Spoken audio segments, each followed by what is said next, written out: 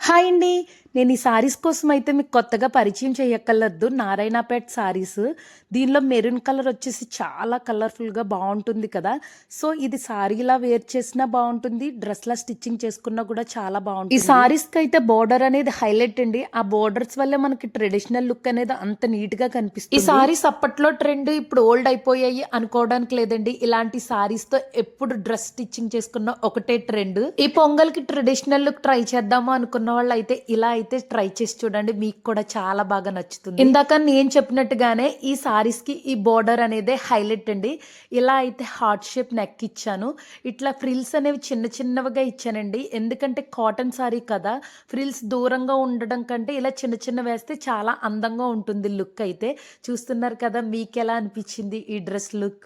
సింపుల్‌గా అయితే కావాలని అడిగారండి. అందుకనే కింద బోర్డర్‌నయితే బాడీ పార్ట్‌కి ఇలా యూజ్ చేసి సింపుల్‌గా అయితే స్టిచ్చింగ్ చేశానండి. మీకెలా అనిపిచ్చింది అనేది కామెంట్ సెక్షన్‌లో అయితే మెసేజ్ చేయండి. ఇంతలో మన ఛానల్‌లో వచ్చే వీడియోస్ మీకు నచ్చినట్లయితే ప్లీజ్ అండి లైక్ చేసి సబ్స్క్రైబ్ చేయండి.